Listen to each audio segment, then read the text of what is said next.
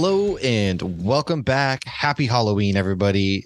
Welcome to Hops Geek News, a podcast that talks about comic books, movies, TV shows, and we feature a beer of the week. We have a tasty treat for you today, as we are going to get a little bit weird with this episode. We're going to dive into cryptids and monsters, being that today on the release of this episode, it is Halloween Eve. Tomorrow is Halloween. We are wrapping up Halloween season 2023. May it rest in peace. I'm not ready for it to be gone yet. I am just not ready. But unfortunately, time moves faster and it waits on no man. So that's what we got going for you today. I am Matt. With me, as always, is Lauren. We have a great episode for you. So if you want to go ahead and subscribe, please do so. Help the podcast grow. You can find us, Hops Geek News, on any podcasting platform, any social media platform by the same names. You can also find us each Tuesday as we are on Turn a Page for Nerd Initiative, which we happen to also write comic book reviews for each and every week. Wednesdays, your favorite comic book, we are reviewing them each and every week. So be sure to go ahead and head over there. Check it out. Thanks for hanging out with us. And of course, if you want to support the show even further, patreon.com/HopsGeekNews. We are actually in the process of working something out in the Discord where we might do a monthly watch along with our Discord friends. So go ahead, hang out with us in Discord. We might do some monthly watch alongs. We'll probably let the patrons kind of pick the movies to start and go from there. So without further ado, my beer of the week is from Back Bay Brewhouse out of Virginia Beach. It's called the Witch of Pungo. It is a pumpkin ale brewed with pumpkin and pumpkin spice flavor, coming in at 7%. Now, the Witch of Pungo, the inspiration of our pumpkin ale, comes from the story of Grace Sherwood, better known as the Witch of Pungo, the last person convicted of witchcraft in Virginia. The Witch of Pungo contains a smooth maltiness with rich pumpkin pie flavor to bring you this brew that is the essence of autumn. Now, to give you like a little backstory, because I'm actually going to dive into the backstory of who Grace Sherwood is here when we get to our cryptids and monsters. I'm going to dive into a little bit of the witchcraft era. However, a spot in the Lynnhaven River off of what is today known as the Witch Duck Point was chosen, and Grace Sherwood was bound and thrown from a boat. She managed to untie herself and rise to the surface, proving to those present that she was a witch. As punishment for her crime, Grace Sherwood spent 7 years in jail. She is actually the only known person convicted of witchcraft in the state of Virginia, where I now reside. So I figured this would be a fun beer to kind of go at it tonight as we are wrapping up spooky season. It's got really delicious flavor, man. It's a really good pumpkin ale. Honestly, if you're down in the Virginia Beach area, it's got a great color to it. Great, lots of pumpkin flavors, man. But not too much at the same time. So that's what I got. Lauren, what are you drinking? I'm drinking at Pontoon Brewing Nightmare Fuel. So anybody who likes Pontoon beer, they're apparently closing for good, so they're not going to be around much longer. Hold on. They might, if they can find an investor. There's hope. You know what? I had hope for Anchor, and that brewery was over 100 years old. So we'll see. This one is from last year. I believe I bought it last year, never drank it. It is a sour. It's a Berliner style Weiss with cherry, raspberry, blackcurrant, and lactose. Honestly, I'm not getting any lactose. I don't know if that's because I let it age too long. It is super puckery. And I think when I'm done with this, I have an old school German Oktoberfest on deck to just wash it down. So that's probably what a long time ago. And yeah, it's very sour. Like, yeah, it's got the, like we used it for a Stranger Things episode, actually. Probably. It looks kind of like Vecna. Yeah, it's super cool art. Obviously, I'll definitely put it on the socials. It's a little too puckery for me, though. I don't dislike it. I'm all right with it. But I do actually have it in a big ass wine glass. So if you're watching on YouTube, yes, I put paint all over it to make it look like blood. And I did this years ago to watch Dexter. So this used to be my red wine drinking wine glass when I watched Dexter. I used to drink a lot of red wine. Look, so I still it's like love a freaking wine.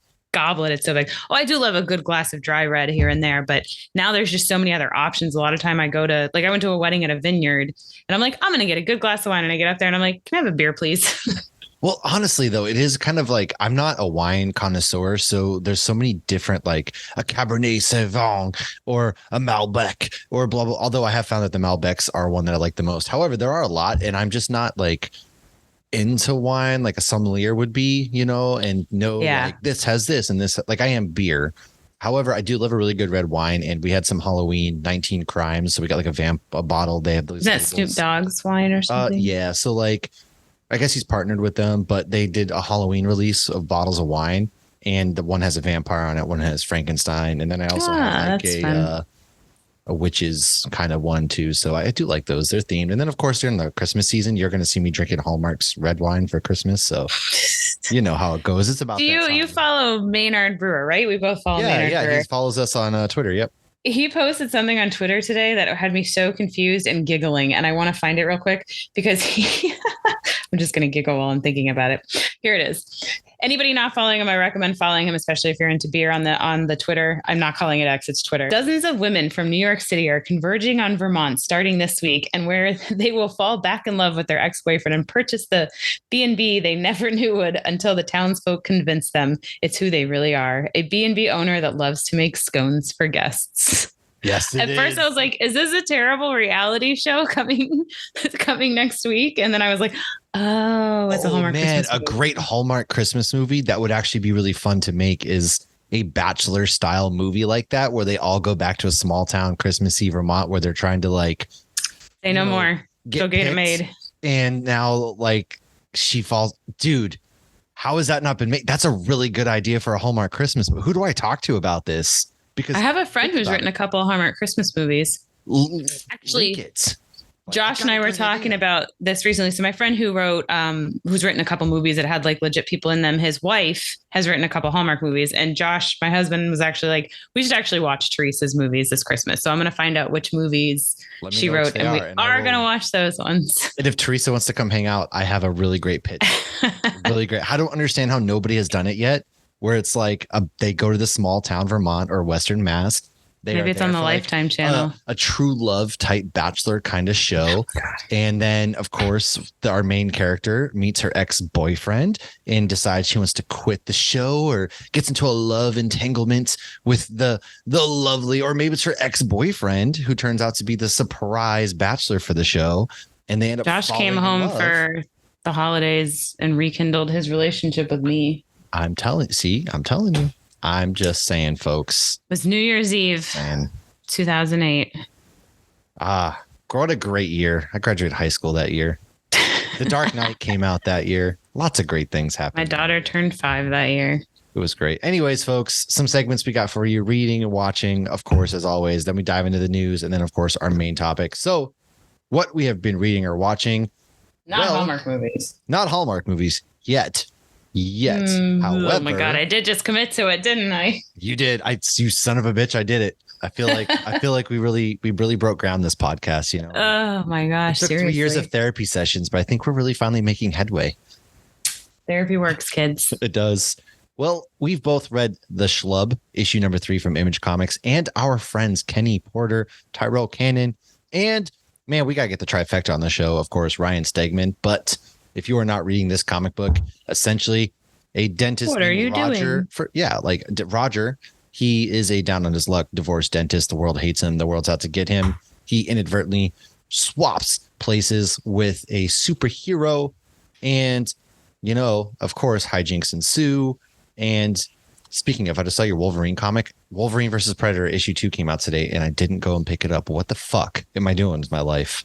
I wasn't there either. My comic book shop is doing something special for Halloween this Saturday with discounts, so I'm going to get it Saturday. But this has a Wendigo in it, so spoilers for a little bit. Yes, we did The Schlub. We did a joint review for Nerd Initiative. We both really enjoyed it. And this is a comic book that's a lot of fun, man. It kind of, issue 3, I felt, got a little bit personal. Yeah. That's what I should have done the title. This time it's personal. It did get a little personal, especially with his ex-wife, Sarah, and he tried to impress her, and there's a sequence in there. So folks, trust us when we say, go get your hands on that. I read Teenage Mutant Ninja Turtles and Stranger Things. The series has wrapped up. All 4 issues are out now. And issue 4 ended in a really cool way. I mean, we got a really cool sequence where Elle dons, the Ninja Turtle mask. They all have like this really cool one-shot scene. They go and kick some serious ass. And there's some aliens involved. Great mini series there if you like Stranger Things and Ninja Turtles. And then I sat down on Turn a Page last night with Alan Dunford and of course Ken and Tom, and we talked Grandma Chainsaw, which the Kickstarter is only out for a few more days now. It might be wrapping up at this point, and it's basically about a grandma named Hazel who is demonic. She's a grandma. She's got a chainsaw. She kills people. It takes place over one night. There's going to be 4 issues in this series total. They have issue 3 about to come out now. That's the one that's on Kickstarter. And it's funny as shit. Like, this is no joke. Go back and watch that episode we did. And Alan can tell it better than I can, but it's a love letter homage to all the old school horror movies. It doesn't take itself seriously. It's bloody. It's disgusting. It's clever. It's witty. I can't say enough high praises about that. So please, by all means, check that out. I watched and finished Creepshow season 4 on Shudder. It's an anthology series that has just different, really cool, clever things that happen into it. It's horror-esque, and like it's just really smart how they do it, because there's just a twist that always happens in every single episode. And you don't really see it coming sometimes. So that was clever. I watched Hubie Halloween, which a lot of people hate, man, but it's just goofy. It's stupid. It's a stupid movie, but it's just, I like it. It's honestly fun. Yeah. It's a fun movie. Yeah. It's hilarious. It's not I love serious. The twist with Steve Buscemi. I'll leave it at that for anyone who hasn't seen it. If you haven't watched it, it's on Netflix. Please, seriously, go watch it. And then, of course, we both read Dracula, which is out now, from writer James Tynion IV and artist Martin Simmons. Really, what'd you think of this comic? I liked it. It was fun. It was really pretty. The artwork was absolutely beautiful. Every page was like a watercolor. But yeah, no, it was fun. It's about, Renfield, who I'm not familiar with that. I know the movie came out. I know it's somebody who services Dracula. That sounded dirtier than I meant it for it too. His master. But it was kind of interesting how in this story, they're like, okay, this guy's clearly got some sort of blood disease. We can cure him. And I love that when they try, like we saw it in The Exorcist, when they try to use actual science to cure these quote unquote monsters or the supernatural stuff, because honestly, that's what so much of it is. It was like in The Exorcist, we don't do exorcisms anymore because we know about mental health. We know about certain diseases. We know about brain tumors. We know about, different things that can happen that are, none of this is supernatural. I hate to say that. I was just thinking, like, we know about mental health, and all I picture is another movie where it's like a demon possesses a girl and ends up in therapy about his time in hell, and it really works through some of his inner struggles, and they end up like learning to live together or something like that. I don't know why. Like, again, I got all these ideas, man. I really have all these ideas that I feel like could go places. I just need to start being lazy. That's actually a pretty good story. And then the demon starts to be like, well, in my human life, this is what happens. It's like Crowley. Saying it could be like a really funny, like one shot where like Crowley, it's a demon that, possesses a girl. They take this girl, or it could be a guy, and they take this, whoever's possessed, to therapy, and in the meantime, while in the beginning, like maybe the demon's killing a lot or something like that behind the scenes. And over time, through therapy, it starts to really work through its issues of this time in hell, and I just need to be loved. Learns how to do whatever. But yeah, no, Dracula was great. I thought it was really creepy how Renfield, his face, never really showed his face. It was really like very horrific. He looked like Johnny Depp in the vampire movie. It's a combination of the vampire movie and Edward Scissorhands. Yeah, Into the Shadows. So I felt like he looked like Johnny Depp. It was, it was a good comic book. This is, again, like one of the hottest writers that are out there today is James Tynion, who does Something Is Killing the Children. So if you're not reading anything that he does, it's a serious mistake, because it's very, very, very good. It's from Skybound. And then that's all I've done aside from Coiffeur Extraordinaire, Waiting for Legros, who we did a quick episode with Lance Lucero from Warehouse 9 Productions last week. And it's a 9-minute short film that kind of ties into his comic book, Bob Non-Union Sidekick. I don't know why that's always a tongue twister for me, but what'd you think about this short film? So Lance described it perfectly, that people watch it and they don't know what to expect. They don't know what they're getting into. Very interesting. It was definitely something I've never seen done before. And again, like Matt said, Bob Non-Union Psychic, we read that months ago and had Lance on. Absolutely love that. It's, basically this kid who is a barber, but he has these abilities of fighting supernatural monsters, and he can see things that other people, can't really fight necessarily. And he's able to use these magical scissors. And that takes place in like present day. Highly recommend it. If you go to Warehouse 9 Productions, you can actually buy that comic book, read that comic book, and then you get a link to this movie that, like Matt said, is about 9 minutes long, and it looks nothing like the comic. It takes place in like the 1700s. Oh yeah, it's super. It's a period piece, right? And he shows up. He's drinking in the carriage on the guy's there, which trash. Is he's wasted, and then it's just funny because he's like, "Get me coffee." And he's like yelling at the guy. He's like, I hate you. And then he calls the guy, I hate you. Are we there yet? It was like a drunk kid in the backseat. He really was. And then he was like, what took you so long? This coffee's hot. And then he keeps drinking it. And then the monster's like this wig that's possessed and everything. Like, it looks like a crab mixed with a wig. it was kind of like a clever design. And again, he's kind of a barber, so he has his golden scissors.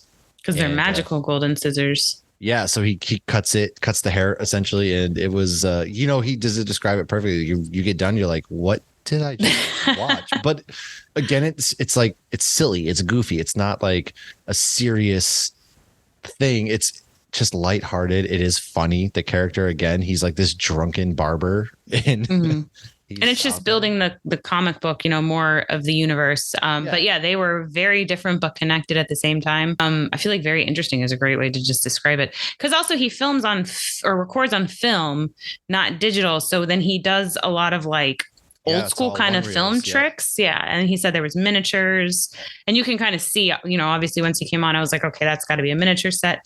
But that always like blows my mind. Like I think even like episode 1 of Star Wars, they used miniatures for one of the, like, it's so the models. Yeah. Like, they built like a big model and stuff, but you're right. Or Nightmare Before Christmas is just a giant. I mean, not a giant set, a little set, but yeah, it's crazy. It's always fun seeing the things that come from people's brains too. And just kind of like their vision for stuff. And, chatting with Lance, he's always been a great friend of the show. And this is something that I hope people watch and kind of gains traction, because it is an interesting idea. It is funny.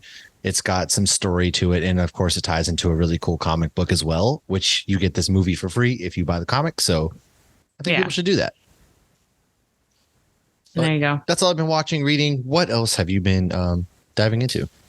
So outside of the Schlub, number 3 for Nerd Initiative this week, I also reviewed Black Hammer number 3. It's actually Black Hammer: The End. And so I talked about it before because I reviewed the first issue or the first 2 issues. And this was the first one because it's a spinoff of the Black Hammer. And so the Black Hammer has done time with the Justice League. Like they have like a decent following at this point, even though they are dark horse. But this was the first one where I really felt like I was falling into the universe, not having the backstory, because, I think it's like MCU. You could enjoy this movie on its own, but it's much better in the grand scheme of things. I really started to come into it. I really started to really like the characters a bit more and what they're doing a bit more. And it's kind of one of those, once you're a hunter, you're always a hunter. Once you're in the mob, you're always in the mob. Once you're a superhero, you're always a superhero. And that's what they are here, is like the superheroes. Like, try to get out. You try to protect your family. You try to lie to everybody to protect your family. Well, is that really the right thing to do? And you get some meta in it too. And I think everything just gives me Supernatural vibes at this point. But I think it's also because Supernatural just did everything over 15 years. Oh, so of course they did. Yeah, they've touched on everything. But it's because they did meta stuff too. It was like there was a scene in this where somebody wrote a comic book about the story of what happened with the Black Hammer. And that's in this issue of the Black Hammer. And they want to go find the author. And if that is not Chuck in Supernatural, the prophet, it's a monster at the end of the book. Yeah. So that's really fun. I want to continue reviewing them, not having the backstory, because I feel like that's a better review to recommend it to somebody who was not familiar with it. And like some people, okay, I want to read this little story. I don't want to get overwhelmed and have to watch, 25 MCU movies and 17 million shows. So I really want to prove to other people they can enjoy it on their own by doing it myself. And then I think when this issue's done, then I do want to go back and then it'll be like a prequel origin story. I did watch Gen V. I had to fan myself and rewind it and watch it again. Oh my God. Just that one scene. I haven't watched. I've only ever seen episode 1 yet. I don't know why. I'm not rushing to watch Loki or Gen V. Maybe it's because we're also not like really talking about them. Right. I think that's a big part of it. Well, and it's spooky season. Loki's going slow.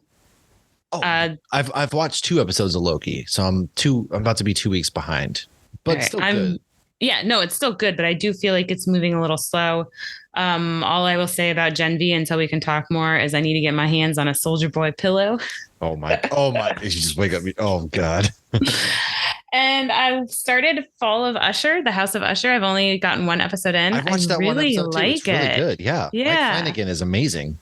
So, I mean, like we've talked before, I've seen every series he's done since Haunting on Hill House. And I always love being like, oh, there's that person. That person was this and da da da da. And I love that Elliot's always in it from E.T. because I love that actor. I think he's a great actor. He was dormant for years. So it's so nice every year to see him in these. And Mark Hamill plays the lawyer, the family's lawyer. And at first, because there is some legal stuff in it. And when Isaiah Bradley, I don't remember what his name is in the show, Augie. Isaiah Bradley from Falcon and Winter Soldier's Oh, in it. yeah. So he talks about like a surprise witness. And I was like, gosh, damn it. They're going to go and mess up the show with some false like evidentiary stuff. And then Mark Hamill's like, objection. You can't do that. We have, you can't bring in a witness. I was like, okay, good. Thank you. So they're not going to totally just do whatever the hell they want. But so it's like that creepy, that's like a play on Edgar Allan Poe at the same time, which is really cool. I saw that at the very end, and the guy looked at the Raven. Yeah. So I was oh. And Edgar Allan Poe is really creepy. And of course, if you know Mike Flanagan in this universe, it's always like a horror tie-in. So I'm very interested to see. And now I think about that heart started beating. Yeah. Oh, yeah. Okay. And I watched Totally Killer. That was a lot of fun. That? Yeah, you did? It was fun. Mm-hmm. People have been kind of sleeping on it because it's an Amazon original, but it was a really cool idea. Like go back in time to save your mom and protect from the killers. It was really cool. Like Kieran and Sharp does a really great job in this, and it doesn't take itself seriously at all. No. And I think that's what it is. It's like, it's a scary movie, but it's not scary. It's more so fun than scary, even though like, kids are getting murdered. It's almost like meta. It's like kind of a Scream where it's like a slasher, but meta commentary almost at the same time. Mm-hmm. And seeing the girl go back in time and being like, your shirt is very problematic. Yes. Because it says female. Yeah. All of the stuff kids say today, not realizing how crazy it was in the 80s. I mean, even 15 the time years to ago, be alive. People would say, I did watch another thing too, by the way. I watched The Autopsy of Jane Doe, which has Emil Hirsch. And is that fiction? Yeah. So basically his dad's a big actor. I forget the name. Anyways, Emil Hirsch and his dad they work in a morgue, and they get this body, and they're doing, stuff to it. And this whole time, basically the body is a witch who had a spell on her, and she can feel I don't really want to spoil it. Anyways, it's supposed to be like a really scary movie. Everybody's kind of said it's like one of the scary movies they've ever seen. Personally, I don't think so. However, it is still a good movie. It's pretty suspenseful, and there is a twist that I almost spoiled, and it kind of goes from there. It's an hour and a half, not a long watch at all. Worth watching, but not the scariest movie of all time by any means. So if you're looking for a good Halloween movie, comes out, you got 48 hours. Yeah, pretty much. And then it's time to be thankful. It's oh God, my wife's already ready to put up like all this Thanksgiving crap, and my parents come in a couple weeks, and it's just we're leaving for New York. Like it's real stressful. 36 hours after Halloween, so I feel like I'm not doing Turkey Day crap for that's fine. A minute. I don't even care about Thanksgiving, to be honest with you. It's such a stupid holiday. I like my Publix pilgrims. I like my pies, but that's because I'm fat. So I like pies. I like pumpkin pie. Me too, man. All right, let's go into some news. What do you got for some news for us? Update on the strike. As of today, they're in negotiations. So that's good. They're at the table. Who knows? Are very worried that if a deal doesn't get done in the next 7 to 10 days, that they're going to have to cancel everything in 2024. Well, so get it done. Maybe pay your people at that point. Like, if you're so worried, you would pay your people. Just saying. It's like a game of freaking chicken. It's like, who's going to turn the wheel first? Like, come on. Ugh. I'm the studios need to turn the wheel first, not the obviously. Yeah. So Help Culture magazine has reported on the top rated untapped beers for this year, and no surprise, but Treehouse Julius was the most 5-star check-in of of this year. So I thought that was a lot of fun, especially since great beer. It's a fantastic beer that I drank that this weekend. Actually, you sent me one, and I drank it this weekend. Oh, look at that! Barbie now has Ted Lasso dolls. So if you're a Ted Lasso fan, you can go buy some Barbies. Daniel Radcliffe is executive producer on a documentary coming out about his former stunt double who became paralyzed during a stunt for Deathly Hallows Part 1. Oh, man. Yeah. The documentary will be called David Holmes, The Boy Who Lived. And it will come out on HBO November 15th. To die. How shitty to be like, I mean, obviously that's a risk of being a stunt person. That's why they have stunt people because, they're more expendable than the actor. But shit, man. It's cool that Daniel Radcliffe is still looking out for this guy, though, at the same time. I mean, like, Daniel Radcliffe, by all accounts, is like top tier human being, and there was a report that came out that the rumors were he was getting really shredded to basically play Wolverine. And he was like, no, I just came from a very fitness conscious family. This is what I like to do. I am a very fitness conscious person. I got shredded for my own good, not for Wolverine. Like I'm not playing Wolverine. So he seems like a really great guy. I'm glad he's not playing Wolverine because Hugh Jackman. But no, that's good. My kids see me working out and they just sit on me or climb under me. Yeah, so you'll be doing push-ups or something. Your kids. At least his fam, yeah. God. Like downward dog and Logan crawls under me. I'm like, you are 6. Get away from me. You should know better by now. Oh yeah, plank. I got a kid on my back within 2 minutes. Yep. Well, not that I'm in plank that long. That would be impressive. And the Arts Festival at Epcot starts January 12th. If you have not been to the Arts Festival at Epcot, it's only been around. I think this will be the 8th year. It is fantastic. I feel like it's a little bit slept on. For one, it's downtime at Disney. And for two, people don't realize they still have a lot of food and wine and beer. We're going to go in the February, aren't we? Place, it's, oh shit, you're going to be here, aren't you? Yeah. The whole place that was covered in art. And so you get to see all sorts of different art. Well, because remember when we were in Utah and like you and Carrie would be like, oh, look at this piece. And I'm like, oh, I saw that at Epcot. Like I saw it all at the Arts Festival. That's right. Yeah, no, that's right. Well, I guess I got to go. So I'm going to jump on the 2024 Con art circuit. Yeah, so that's coming, and that's when you can get your Figment popcorn bucket, and it's no longer 6 hours wait time. I'm getting a popcorn. No, that would be. We should drink around the world when I come out there. I'm always down to drink around the world. I'll be drinking around the world on Friday. Like this is us at the beginning of drinking around the world. This is my first beer in Mexico. That's what we could do. You start in Canada, you swine. No, I'm just kidding. You start in Mexico and then go to Canada. I love Canada. That's how. I'm actually stoked. The real folk do it. Yeah, it's gonna be exciting. I always start in Canada if I'm not doing a proper drinks run, because then you get to the pub quicker. God bless Canada. What a great country. And then you have Germany to look forward to. It's true. It's all true, folks. It's all true. Now, some news I got. Paul Bettany, speaking of MegaCon, has been announced as the first guest in this. Is taking place February 1st through 4th. Just an FYI. So get your tickets. They're on sale. We're hopefully going to have a panel or two. Either way, we're going to be there in some form or fashion. Pretty exciting stuff. And Oppenheimer is going to be releasing on digital November 21st. Kind of interesting that's coming out about a month later than Barbie, but maybe Christopher Nolan was squeezing every penny he could possibly get, because this movie made just about $1 billion, and for a 3-hour biopic, pretty impressive if you ask me. And then, man, everybody's favorite Doctor, David Tennant, will be returning, because the Doctor Who series premiere is November 25th on BBC and Disney Plus. Of course, he's not going to be the Doctor full time. However, he is making his triumphant return. Whatever I can get. Doctor and Dr. Donna. Yes, Donna and him. And I'm just so excited. For once, it's been a while since I've been really excited for a Doctor Who series to come out.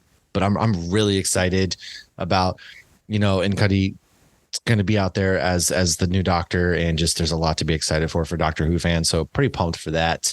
Bring back the Christmas specials. Nobody cares about your New Year's specials. It's not Christmas. The New Year or the Christmas. The Christmas specials are always. They haven't done it since the Daleks and the Cybermen, and they were really cool, man. And they switched it to New Year's. That's lame. Nobody gives a shit about New Year's. It was Christmas. Give us evil snowmen and Christmas trees that spin. Yeah. New year, new me. No, I'm just a year older and nothing matters anymore. So take that for what you will, folks. And like we said, therapy works. Today I learned, speaking of therapy, that John Carpenter and I are the same, because John Carpenter. Ooh. What? Carpenter. What's the ABV on that beer? It's only 7%. John Carpenter, on if he is one of the masters of horror films, quote unquote. Sorry, I'm eating a popsicle. I'm not a master of anything. I just want to play video games and watch basketball. That's all I care about doing. I don't want to bother anybody. Now, John Carpenter and I are the same, because that's all I've been doing. I have been playing Spider-Man 2 on the PS5. And it might just be my favorite game of all time. My only complaint is I wish we got more Miles Morales. However, this is freaking cinema. Holy effing shit. You get to do mundane activities as Peter Parker. You get to play some missions as Mary Jane Watson. Harry is in this. And I'm not going to spoil anymore, but Craven right now is the big bad guy. He's coming to New York City. Oh, what's going on with that movie? That movie is supposed to come out 3 weeks ago. Strikes. Yeah. But to what? I thought they would have still had that one ready to go. I think it comes out next fall now, but next year? Yeah. I think I got pushed to next fall. Yikes. That seems a bit extreme. Well, especially because after this Craven, who's coming to New York City because he is looking for a new hunt, and he sees all the villains in New York City. So he's kidnapping villains to hunt them. And it's really crazy, dude. Like, it's off the walls, insane. It's such a good game. I cannot rave about this video game enough. It's so good. And now my last bit of news is the top 10 Halloween costumes of the year 2023. Barbie, Ken. All right. Well, starting with number 10, we have a bunny. Number 9 is a ninja. Number 8 is a cowboy. These are lame. Number 7 is a dinosaur. Number 6 is Wednesday Addams. Who wrote this list? A 5-year-old? This is from visualcapitalist.com. Ahsoka. Number 5 is a fairy. Barbie. Number 4 is a witch. Number 3 is Spider-Man. Number 2 is a princess. And number 1 is Barbie herself. Yeah,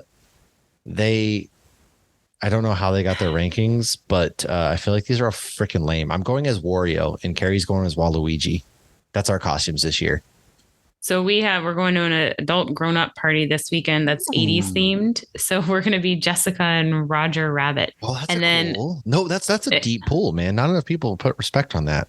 I love that movie so much. Yeah, like Who Framed Roger Rabbit? That's a good pool. But on Halloween for trick or treating, Logan's going to be Jack Skellington, and so he wants. Oh my God! Oliver's going to be Jack Skellington.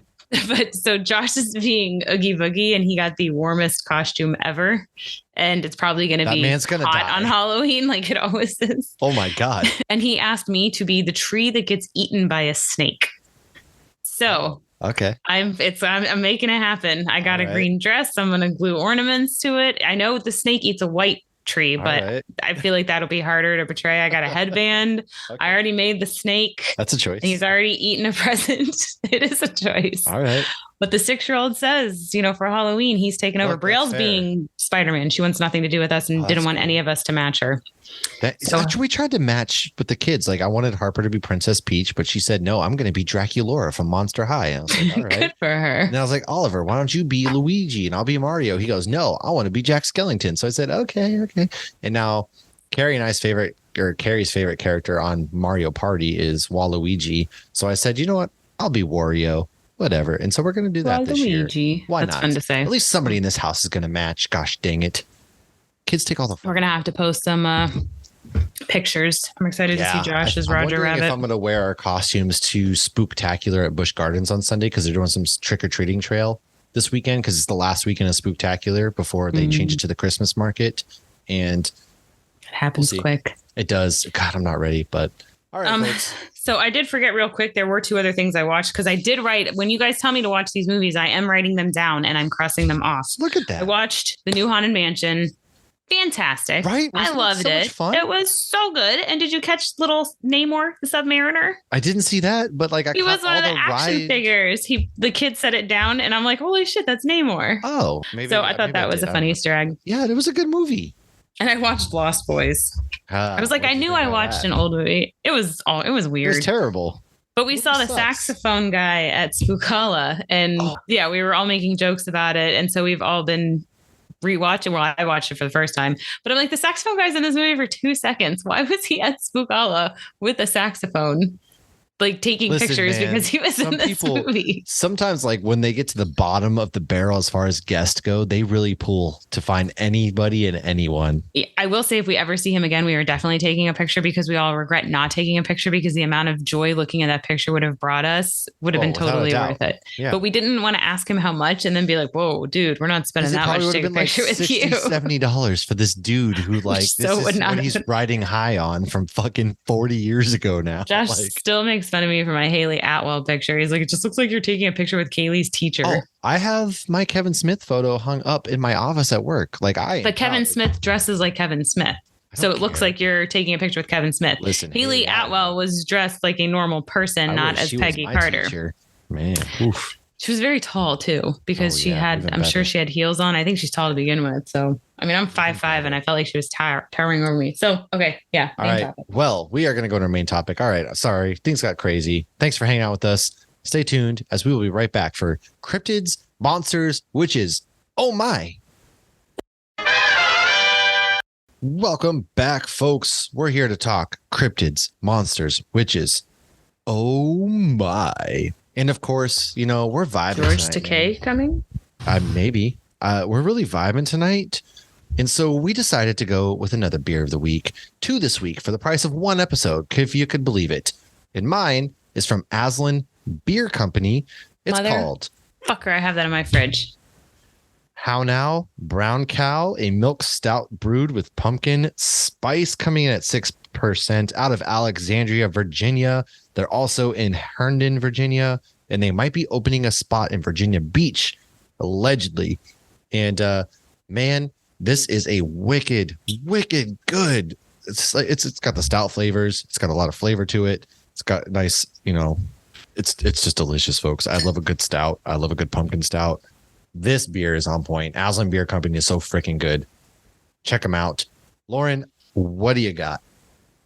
I'm drinking a Weinstefhaner Fest beer because I just wanted something nice and light. And, everybody told me like, oh, you go from the light beers to the hoppy beers, to the hoppier beers, to the hazies, to the stouts. And then you end up back at the lagers and the pilsners. And I didn't believe them. And it's starting to happen, which is, probably good because they're lower ABVs. But so I'm drinking that and I got it in my cute little Mickey Germany glass.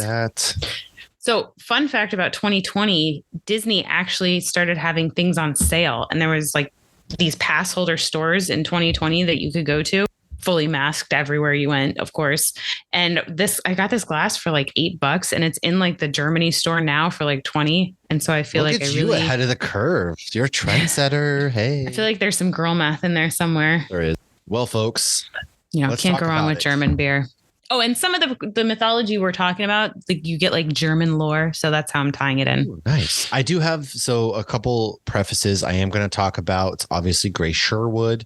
And then we're going to be talking about a couple different cryptids and we're kind of all over the place. Yeah, it's mythological creatures. We're going to tie them into like some supernatural episodes, but I also kind of have some lists of like the top 10 episodes or movies with whatever creature we're talking about. So, and then also I'm going to give you a brief history of the Salem witch trials. So, you know what? We're just going to be educational today to round up the season. Yes. So I got a Wendigo on my shirt. Ooh, I have our merch on. Am I lame for wearing our merch? Maybe, but you know what? Someone's got to do it and you should buy it. So Josh wears it more than I do. He does. Josh is pimping us out. I love Josh. Can't wait to see Josh. We're going to do a scooter gang. Whole thing. Big thing. He's got that fancy fast scooter now. Yes. I call it the Widowmaker. Ooh. Well, speaking of widows, go into cryptids. Cryptids are animals that cryptozoologists believe may exist somewhere in the wild, but whose present existence is disputed or unsubstantiated by science. Cryptozoology is a pseudoscience which primarily looks at anecdotal stories and other claims rejected by the scientific community. So that was a quote from Wikipedia. Because none of this is factually proven, I did get some stuff from Wikipedia. I did get some stuff from Britannica too. So there were legit sources, but also it's all referenced as mythology. So we will even be diving a little bit into, like you said before, all over the place. So we actually did in our Discord channel, I asked, we have a supernatural channel. If you want to join our Discord, we talk about all different things. And I said, what are everybody's favorite monsters in there? And somebody said, well, Castiel. So I did do a little bit on angels too. So we're going to tie all that in. It'll be a good grand old time. If you ever visit Portland, Maine, the Cryptozoology Museum is literally right next door to Bissell Brothers. I never went there, even though I went to Bissell all the time. That's crazy to me. Well, I think I think it's a new location. It was really nice. Like, and we didn't know because I wouldn't go in a place like this at all. Right, and there's a Bigfoot statue out front. So you're not going to miss that. And they literally share a wall. So when we got to Bissell Brothers the first night, we're like, wait, aren't we coming back here tomorrow? And I'm like, I had no idea they were literally next door to each other. I know I talked about it before, right after the trip. It's a lot of fun, but it is very silly. It's like this guy was just obsessed with cryptozoology and just collected everything he could. And he can't keep it in his mom's basement, so he keeps it at this museum. That's what I'm going to do one day when Carrie won't let me have any Legos at the house because I have too many. She's going to make me start a Lego museum. I think you're onto something. There you go. Okay, so we have a few that will describe the monster, and then we'll give you the alleged origin, and then we'll give you the supernatural version and some pop culture stuff. Yeah. So do you want to kick us off or you want me to kick off? Now, I really like this one. So this is a good, strong start. The Jersey Devil. Now, The Jersey Devil can be found in South Jersey and Philadelphia folklore. Listen, folks, it's not actually a Jersey Devil. That's just New Jersey women. Sorry to break it to you. Ooh. I have girlfriends that live in Jersey. I'm sorry. Sorry to break it to you this way. I hate New Jersey. Just to preface, New Jersey is a fucking armpit stain on this country. I'm going to a wedding there next from New week. Jersey, I'm sorry. I can't believe you're going 5 hours from me. You could at least stop and say hello, but it's fine. We're flying over you. You could at least stop and meet us at Back to the Future on Thursday. Well, anyways, it's believed to live in the forest of the Pine Barrens in South Jersey, and it has a kangaroo's body with wings. Some say horse or goat as a head, and some may say it also has horns and bat wings with small little arms, like a little T-Rex arm. Like a T-Rex, yeah. And cloven hooves. And it even sometimes has a pitchfork tail. It apparently moves very quickly and can emit a high-pitched, blood-curdling scream. The Jersey Devil is sometimes referred to as Leeds Devil, which goes to the alleged origin. Fun fact, it's not actually the Jersey Devil screaming. It's just thousands of Taylor Swift fans watching the Eras tour, probably.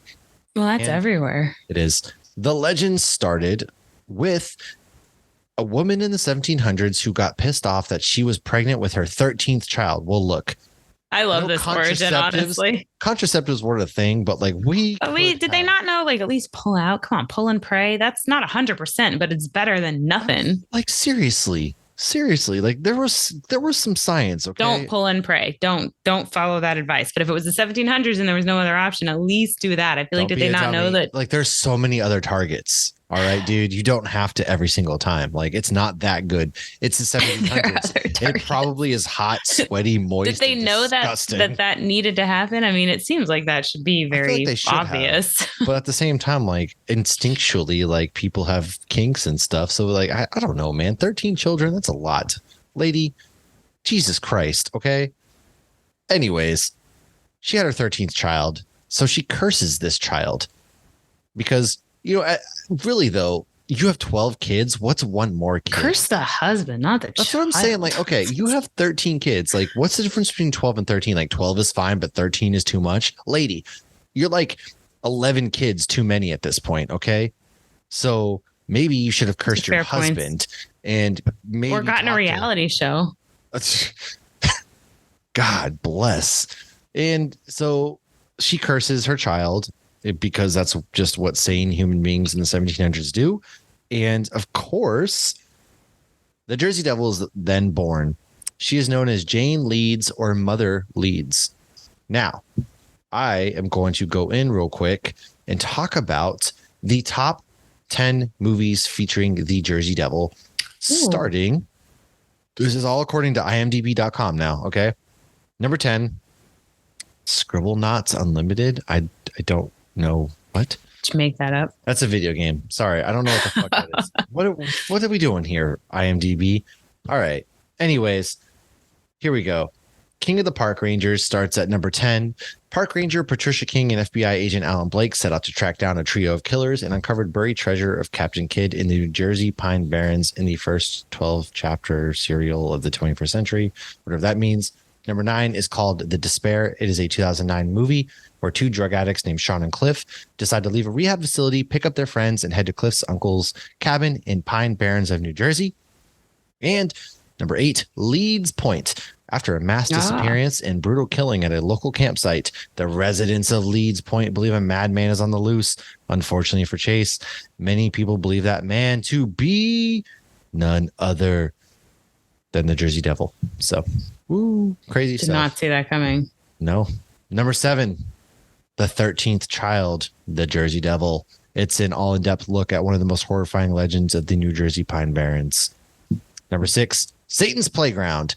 Satan's Playground is a chiller with a vacationing family lost in the woods and the Jersey Devil lurking in the Pine Barrens.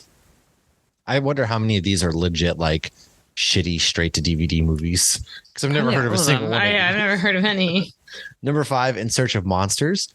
Each episode investigates a different monster, so this is kind of just like an anthology thing. Number 4, 13th Child. People are being killed by someone or something using superhuman strength. So All right. A clever DA assistant is sent to investigate. Is this just a way to commit the perfect murder? Or will the legend of the Jersey Devil be true? I think that's the way to cover a perfect murder. Probably. Number 3 is Carney. A devilish creature escapes from a carnival to wreak havoc on a small town. Carney. Number 2, the Barons. A man takes his family on a camping trip and becomes convinced they are being stalked by the legendary monster of the New Jersey Pine Barrens, the Jersey Devil. And number 1, the 1998 film The Last Broadcast, where a film crew ventures into the forest in search of the mythical Jersey Devil.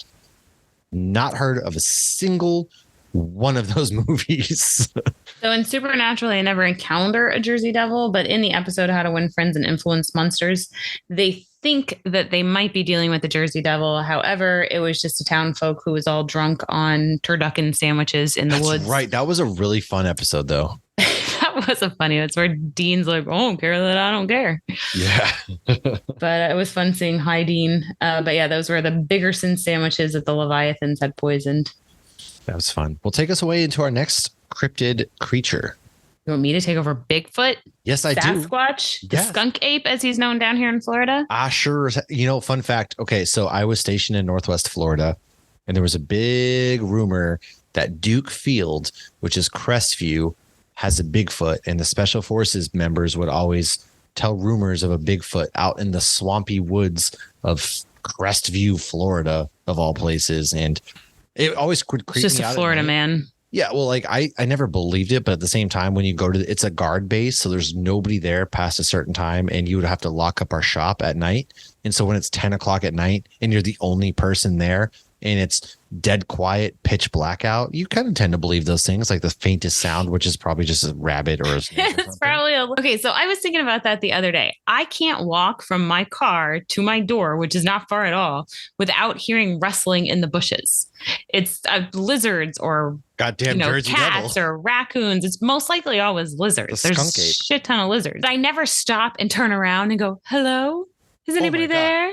I feel like we're the only two white people that would legitimately never be in a horror movie, for the sole fact that as soon as shit starts to go sideways, like, we're out. Well, I could see getting murdered, though, because I don't even turn around at the rustling in the bushes. And I'm just like, let me get my keys. No, the murderer is basically like, well, she's no fun. She's not. Well, I could be the murderer at the beginning of the movie. Oh, you could be like, oh, okay, real funny, Josh, and keep walking into your house. Oh, Josh would 100% do shit like that. Especially because I'm an easy jump scare. So yeah, everybody can get me. That's my Bigfoot story, though, by the way. Okay. I did not fact check this. It just popped into my head. When they were filming Return of the Jedi, they had to have somebody walking around with Chewie at all times with like an orange vest because they were scared people were going to shoot him thinking he was Bigfoot. I should fact check that, but it sounds plausible. Sounds like that could be accurate. Especially for the 70s. Yeah, that sounds right. Yeah, and he's so, like Peter Mayhew is so tall by himself, and with the costume even taller. So Bigfoots are also known as Almas, Yeren, and Yeti in Asia. The Australian version is called the Yowie. It's often called the missing link. Bigfoot is not a new story that people tell. It's been around for a while. So we could do multiple actual episodes on Bigfoot. So you're just going to get the cliff notes today. Maybe next year. He's not even Halloween. We could do Bigfoot another day. We should do Harry and the Hendersons. On the Tool River Indian Reservation, petroglyphs created by a tribe of Yukuts at a site called Painted Rock allegedly depict a group of Bigfoot called the Family. The local tribespeople. So this was held by Dom Toretto? Like, I don't do Fast and Furious jokes. The Family? Come on. Jesus. My bad. I'm just here for the party. So the largest of the glyphs is called the Hairy Man, and they're estimated to be about 500 to 1,000 years old. In the 16th century, Spanish explorers and Mexican settlers told tales of the vigilantes esqueros, or dark watchers. And these were large creatures that stalked their camps at night. In the region now known as Mississippi, a Jesuit priest was living with the Natchez in 1721 and reported stories of hairy creatures in the forest known to scream loudly and steal lives. The Iroquois tell of an aggressive hair-covered giant with rock-hard skin known as the Otne-Yar-He, or stone giant, more commonly referred to as the Genosqua. Okay, drinking game. Anytime I say something that's like off the wall or just not English, drink. To be fair, Native Americans were known for like getting high a lot though. So that's true.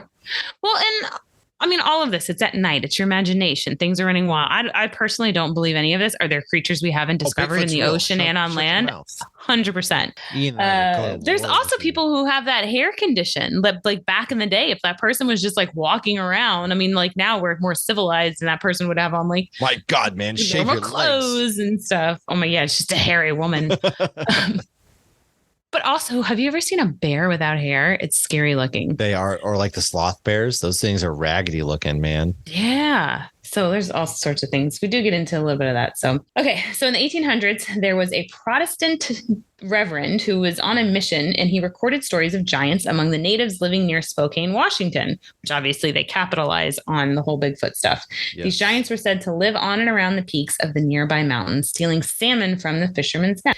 So in July 1924, an article was actually published in the Oregonian, and it made national news when a story described ape men in a gorge near Mount St. Helens. Prospectors reported encountering gorilla men near the remote cabin, and an investigation did occur, and they said this is basically bullshit, but the area is still known as Ape Canyon. The origin of Bigfoot came in 1958 by Jerry Crew, a bulldozer operator who had a logging company in Humboldt County, California.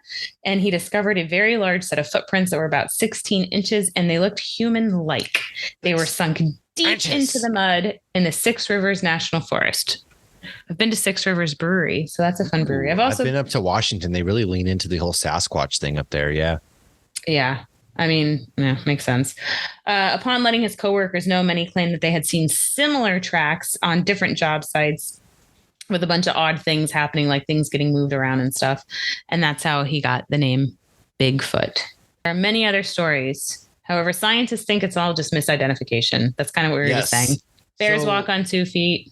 Bears, yeah. For example, bears walk on 2 feet. Some say exotic pets that have been let loose, such as apes, chimpanzees, and other animals. Another theory is feral humans. During the 80s, several psychologically damaged Vietnam veterans were said to have been living in remote wooded areas in Washington state. Now, listen, this one I buy into because I lived in Idaho for a while, and everything east of the Cascades in Washington and like northwest Idaho are all like militia members. So take that for what you will. So like I very much believe that there's just like grungy human beings that are like hills have eyes kind of people living up in that area. So off the grid. Yeah. Oh yeah. Without a doubt.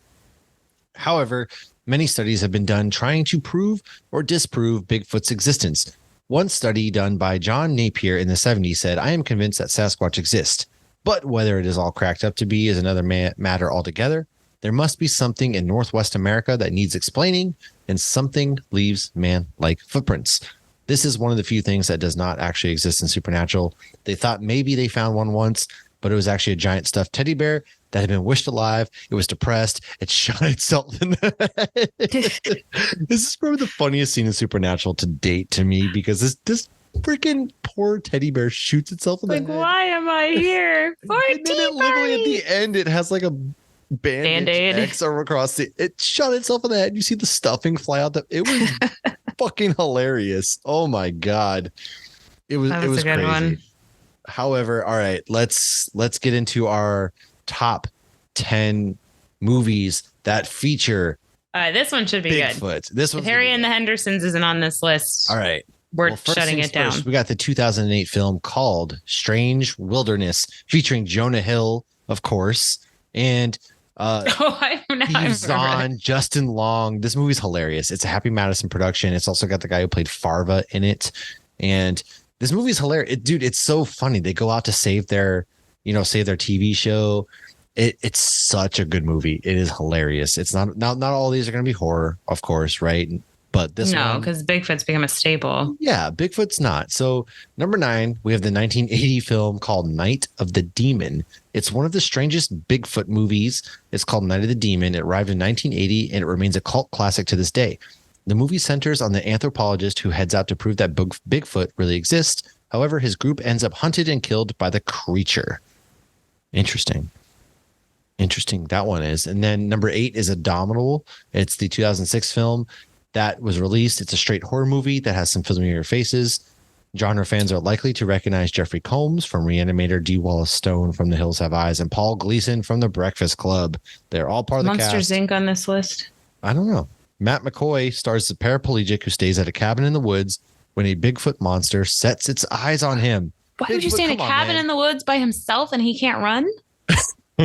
But Lieutenant Dan, you ain't got no legs. Bigfoot's got a weird fetish for people without legs, apparently. Well, they're easy bait. It picked up a huge cult following, apparently. It's one of the biggest Bigfoot movies that are out there. I've not seen it. So number 7 Exists. It's a 2014 film that is now on Roku and Tubi. By the way, Abominable is actually on Peacock. You can watch it there. So many fans Does he have snow cones? I don't know. Exists to be one of the best Bigfoot movies to be released in recent years. Eduardo Sanchez, who is the creator of the Blair Witch Project, decided to create his own found footage Bigfoot film. He uses past techniques at the start. Halfway through the film, it becomes a full-blown monster movie. Despite being criticized for weak characters, the movie is praised. Number 6, Willow Creek. So Willow Creek, which you can stream on Peacock. Willow Creek is a found footage film that follows 2 hikers who travel to Willow Creek, California, the site where the famous Patterson Gimlin footage was shot. The movie is a slow burn with very little action. Boring. Director Bobcat, whatever. They talk about small noises barely heard, quick glimpse of a shadow. People still wondering where Harry and the Hendersons are. Weird. Number 5, The Man Who Killed Hitler. And then Bigfoot. This is on Tubi. The Man Who Killed Hitler, I can't even tell you because you haven't gotten there yet, is in Supernatural. Well, Sam Elliott plays a retired soldier in this who took part in a secret operation to assassinate Hitler. In 1987, he lives a secluded life in the woods. However, one day, a government agent comes knocking on his door to tell him a strange viral infection is killing people around the world and that the source of the virus is the elusive Bigfoot. Only he can save humanity from a growing pandemic by killing the virus host animal. Who's Sam Elliott? Yes. He also tried to kill Prancer, so... That's true. But this movie is good. I have seen this movie. It is ridiculous. It's a 2018 film. Absolutely. Oh, so it's new. Yeah, it's relatively new. Number 4, Letters from the Big Man. Came out in 2011. It's on Prime. It's one of the most unique Bigfoot films.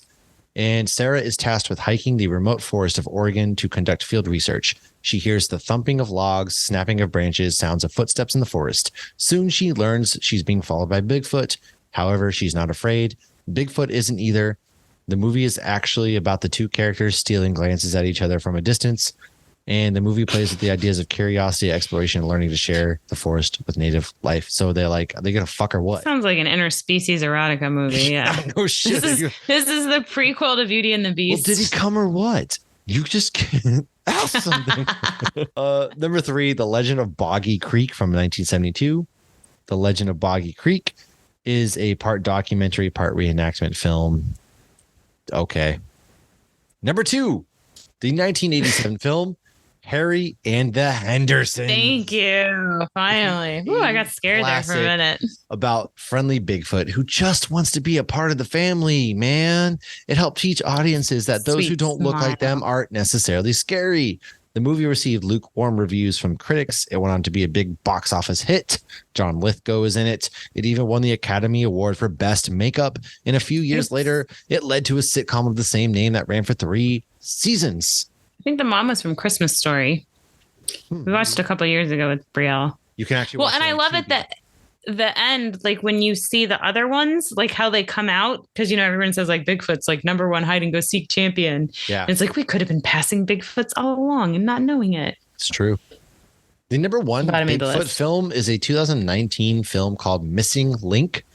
It is on Netflix, and this animated feature, Bigfoot's Lost in America's Northwest. I think I watched it. Of a cryptozoologist to find his family of Yetis in the Himalayas, despite a massive budget and an all-star voice cast such as Hugh Jackman, Zach Galifianakis, Zoe Saldana. The movie did not fare very well. Yeah, that's number 1. I did watch this with the kids. It's not bad. It's cute. It's funny. Listen, you want to know what my number 1 Bigfoot movie is? Monsters, Inc. Ooh, Rudolph the Red-Nosed Reindeer. Wrong. It is none other than Tenacious D in the Pick of Destiny. When he gets high, well, okay, so they go to the Rock and Roll Hall of Fame, and he gets really high because they had the fight, and he goes high, and Sasquatch is like, "But Jables, you already are my father," and he's like really high, and he's flying on Sasquatch, and there's a whole song about it. That's my Sasquatch. Wow, I think I've only seen that movie once, and I might have been high when I watched it. Fucking love that movie. It is a underrated gem. I remember enjoying so good. it. All right. Anyways, shall we go on to forward? Take us away on the Wendigos. Wendigo. Okay, so Wendigos there's a lot of Eastern Cree. It's West Main, Swampy Cree, Nescapi. Do any of those words mean anything to anybody? And Innu lore. I think it's all Native American. There's a lot of Native American lore here. Wendigos are very much Native American. Yeah. So Wendigos are often described as giants. Some lore says they're human size. Some say, though, that they're giants because when they would eat a person, they would then grow in proportion to the meal they just ate, which is why they can never be full and they're still eating. Therefore, Wendigos are portrayed simultaneously as gluttonous and extremely thin and looking like they are starving. The shirt I am wearing that has a Wendigo on it to have a metabolism like that is a beer from Tactical Brewing called Swift Runner. And I'll actually get into that into a second. So the Wendigo can still talk and use tools in a lot of the lore. And again, a lot of the lore we're talking about is all over the place. There's different ones. And that's kind of, you see Sam and Dean struggle with that. Well, what does this lore say? What does that lore say? Okay, was there anything that was common in between all of them as to how to kill this thing? So you can see why they would get frustrated. So the Wendigo is the embodiment of gluttony, greed, and excess. It's never satisfied with killing or consuming a person, and they're constantly searching for new victims. The origin is believed that people became Wendigos via Wendigo psychosis, which is when a human becomes possessed by the Wendigo spirit after being in a situation of needing food and having no other choice but cannibalism. One of the more famous cases of Wendigo psychosis is a guy named Swift Runner. And so this is the beer Tactical Brewing did was called Swift Runner. Fantastic beer. Every time they release it, I get it. I believe I've sent you one. I've drank it more than once on this show. I'm pretty sure you have. You sent me a lot of their beer. Really good stuff. So I actually wore this shirt to family business because I didn't want to be like an obvious like Supernatural fan. But I was like, well, this is subtle. Only I understood it. That's how subtle it was. Okay, so during the winter of 1878, Swift Runner and his family were starving and his eldest son died. They were about 25 miles away from emergency food supplies. However, Swift Runner went ahead and butchered and ate his wife and the remaining 5 children. And he resorted to cannibalism so close to actual food supplies, and he didn't really need to kill them and consume them. It was revealed that he must have been experiencing Wendigo psychosis. He eventually confessed and was executed. There are many other versions and theories, and like I was just saying before, that's why Sam and Dean get mixed up. And in episode 2, so it's basically something if you're starving and you eat people, you become a Wendigo, but it's not really your fault. It's Wendigo psychosis. Those my children who are always hungry. They're Wendigos. God, it's Logan. Yeah. So in episode 2 of Supernatural, in which a young Han Solo is in, this creature was a grayish, creepy looking monster about the size of a human. He almost looked more like a devil. Do you remember the National Enquirer where they had like Devil Boy Born? Yeah. I feel like he looked like that picture. That's like that's good. But he did look emaciated. And a lot of times the depictions include a skull with antlers, and they look more like animal than man. These Wendigos were once human, but had become something else when they were forced to eat human flesh to survive. And they hibernate and like to store live food. Again, this is the supernatural spin on it. You need fire to kill them in Supernatural. And in the lore, Wendigos can't mimic others like they did in the show when he like pretended he was the one guy and he's like, huh. In the show, they also used Anasazi, which is a Native American tribe's symbols, as protection against the Wendigo, which that D-bag guy ignored and got killed. So Wendigos are seen in many other pop culture stories as well, and in many different variations. However, we have to mention the Wendigo in the appearance of Wolverine. So the Wendigo first appeared in Marvel Comics in The Incredible Hulk 162 in April 1973. However, he later appeared in a special issue of 180 to 181 in 1974 of The Incredible Hulk when the very first Wolverine appearance occurred. This Wendigo almost does look like an abominable snowman, and in the comics he's described as, quote, if man could put a name to all his darkest fears, his most secret savage horrors, that name would be Wendigo, end quote. The name in the comics comes from the sound he apparently makes, and then they do Wendigo. Wendigo. He shows up throughout the comics, but obviously this is the most important one because it's the first appearance of Wolverine. And that's what I got about the Wendigo. And that's why I had the comic out. Got some quick movies for you guys, of course. Now this list comes from Screen Rant, which I have my own thoughts about them. However, I want to shout out the movie Antlers with Kerry Russell. It's a very recent movie from, I think it was A24. It features very prominently a Wendigo in that movie. It's a very, very good movie. I highly recommend that. Now, this is a top 8 scary Wendigo movies. And coming in at number 8 was Pet Sematary, the 2023 version, which you can get on Paramount Plus. I chose not to include that because I fucking hate those movies. Yeah, I've only ever seen one. I don't remember. So this basically, it's called Pet Sematary Bloodlines. It's a sequel to the 2019 remake. And when it comes to Bloodlines, it's a story about Timothy Batterman, a man who died in World War II, but returned from the dead. And soon the murders start, which leads Judd's father, Dan, to join the other town's founding fathers to stop him. Whatever. Now on Shudder, we have the 2006 film The Last Winter, which, however, it says barring the third act, the Wendigo actually never appears in The Last Winter, but it's the fear of the existence that contributes to an eerie atmosphere throughout its duration. That's not buying it for me. Number 6, Frostbiter, The Wrath of the Wendigo, a 1996 film you can find on Amazon.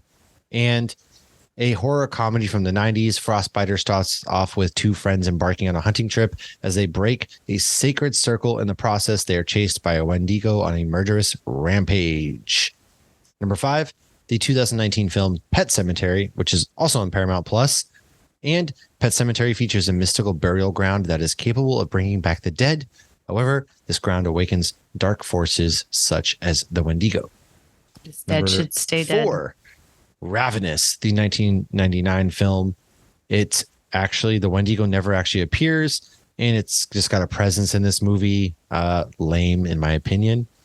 Number 3, The Retreat, which is a 2020 film on Vudu. As a group of campers ventures out in the forest for a winter backpacking trip for the retreat, one of them gets lost in the wilderness, only to encounter a dreaded Wendigo. Interesting. Apparently, it's a very good movie. Number 2, the 2001. Apparently. Haven't seen any of these, folks. I actually haven't seen any of them.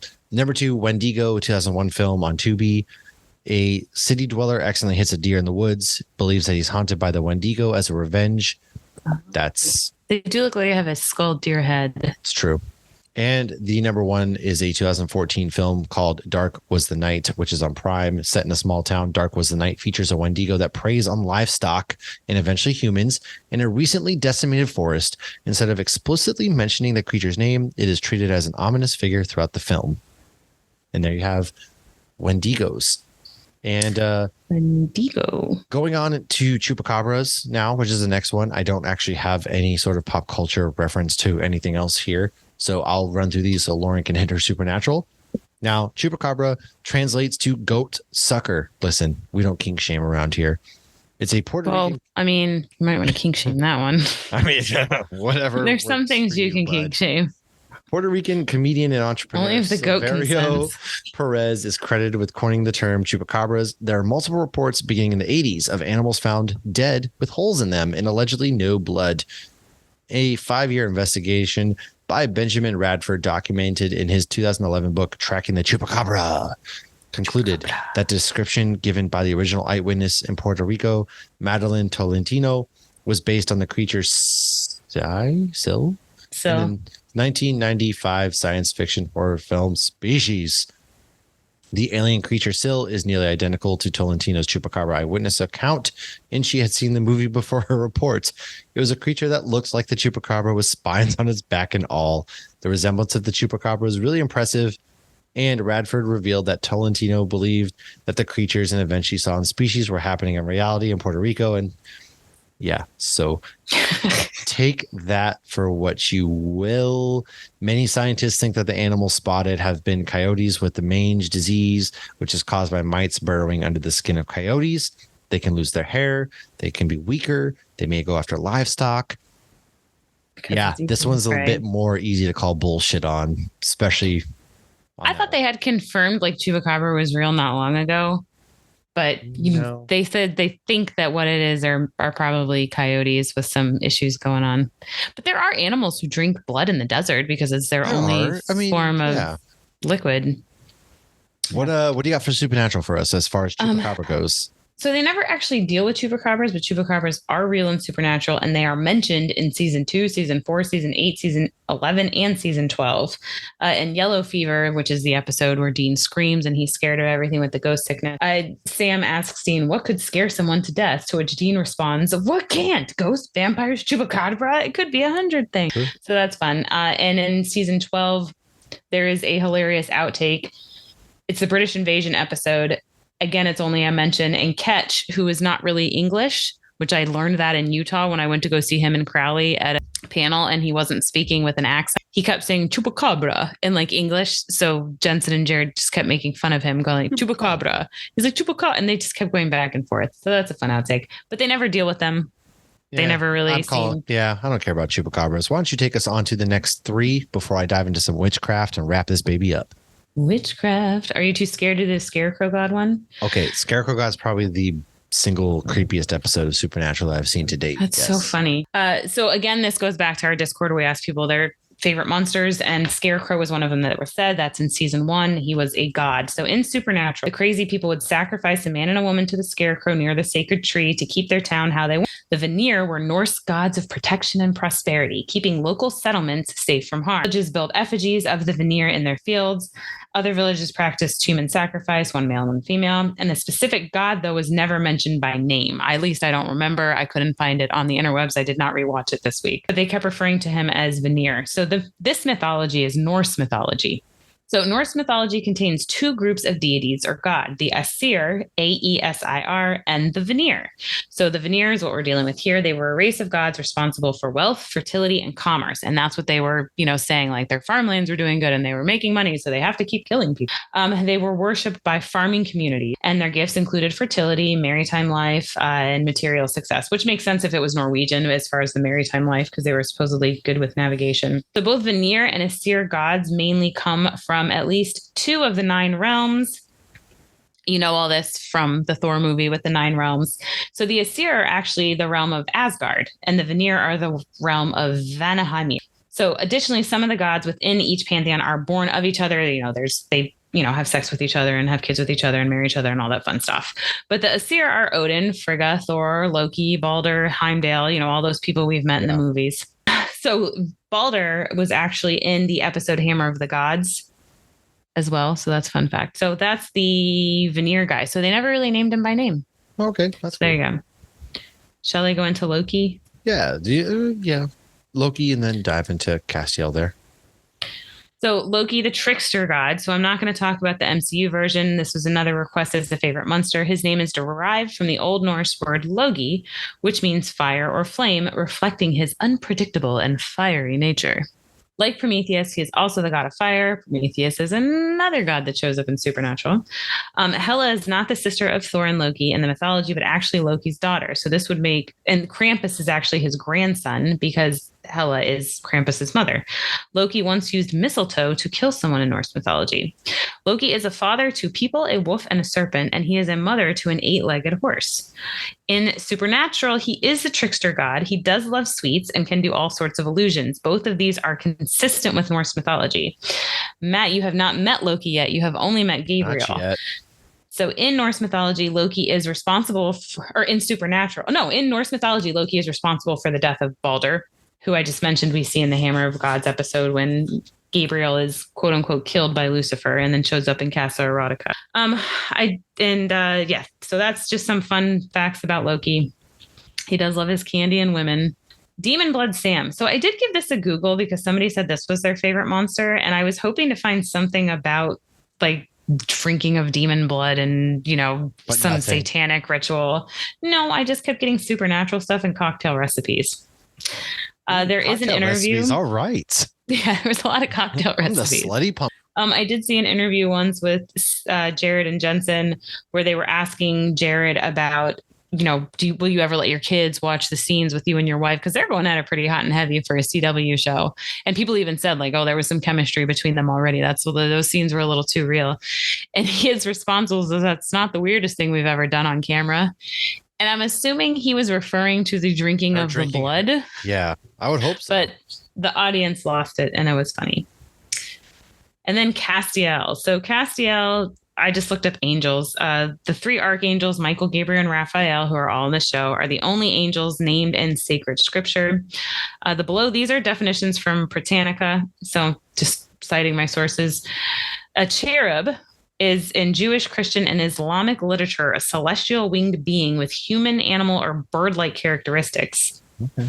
And the reason I'm mentioning these is because they also describe a seraph having like 3 pairs of wings and serving as a throne guardian of God and having like more than one head and whatnot as well. And the reason I'm saying that is because Zechariah actually mentions this in Supernatural. So Castiel at one point says he's the size of the Chrysler building, but we never see any of their true forms. And Dean is mocking Zechariah at one point, calling him bald. And he says, if only you could see my true form. I have 6 wings and 4 faces, one of which is a lion. So this is pulled from actual mythology. So yeah. And Castiel even says at one point when he's like, I thought angels were supposed to be nice today. He's like, read your Bible. That's not what we are. Castiel specifically though, means my cover is God or shield of God. And supposedly, I don't know if this was true. I have not found anything that I would cite the source for. Kripke got the name by Googling Angel of Thursday, which is the day of the week it came out at the time. And Crowley even calls Castiel the Angel of Thursday at one point. But when I Googled it, I got Angel Sachiel, Sachiel, which means the covering of God. It could be from that. But Sachiel is a cherub and a resident of the first heaven. He is Angel of Thursday who rules over wealth and affluence and charity. There is never one without the other. I don't know what that means. So Castiel is not a real angel. There's also Cassiel, which is sometimes described as the angel of tears and the angel of temperance. Castiel drinks, so he can't be the angel of temperance. That's what I got. Other people recommend vampires and werewolves. They need their own episode. Yeah, I was gonna say I'm gonna do a full. I think next year we'll do full dives into like witchcraft, vampires, and werewolves because I wanted to just end this on my beer, who is about Grace Sherwood, the Witch of Pungo. And so just a quick backstory to who that was. On July 10th, 1706, a 46-year-old Princess Anne County woman named Grace Sherwood faced an unusual legal procedure. Her hands were tied, and she was about to be thrown from a boat into a river as a test to see if she was a witch. For several years, neighbors talked of how the midwife, healer, and widowed mother of 3 had ruined crops, killed livestock, and conjured up storms. Then, in January of 1706, Luke Hill formally accused Sherwood of witchcraft. The case passed from the county court to the Attorney General of Virginia without any judgment. Finally, authorities in Princess Anne County ordered that the accused be ducked in consecrated water to determine her guilt or innocence. By this ordeal, if she sank, she would be declared innocent, but if she floated, her identity as a witch would be proven. A spot in the Lynnhaven River off of what is today known as the Witch Duck Point was chosen. Grace Sherwood was bound and thrown from a boat. She managed to untie herself and rose to the surface, proving to those present that she was indeed a witch. And as punishment for her crime, Grace spent 7 years in jail. After her release, the so-called Witch of Pungo returned to her home and lived peacefully until her death around the age of 80. Interesting stuff. And yeah, that's kind of wild to me that's how so the Salem witch trials, for those who don't know, they were actually taking place in Danvers, Massachusetts. It wasn't Salem. And it's a very common misconception. But this is the only known recorded witch of Virginia. And I moved here recently, so I figured it's on a beer, the Witch of Pungo from Back Bay. Let's get a little bit of that action in. However, it's just so wild. You're a witch. And then their solution was to drown a woman, and either you drowned and that proves you're not a witch, in which case you're dead. Like, oh no. Well, I guess we messed up. What was designed that way? Yeah. Yeah. But like you either die, which proves you're not a witch. And okay, cool. I'm not a witch, but I'm also dead. But then you come to the surface and now I'm going to throw you in jail for 7 years. Like what? I'm not really sure the logic there. It doesn't add up. I don't know what kind of There guy is no math that is, logic. but it doesn't make sense. God, Matt. Yeah, it's absolutely wild. The witches, the whole witch trials is a very interesting topic, as well as the lore behind devils or vampires and werewolves. So we'll definitely hit that in 2024. Crazy to think about. But this has been spooky season 2023. This is our third year of the podcast. Third year doing spooky stuff. We've been re-releasing episodes. We re-released Hocus Pocus that we've talked about. We re-released our commentary on The Nightmare Before Christmas. We've done Alien. We've talked some Exorcist. So we've done a lot of cool stuff. Let us know what you want to hear.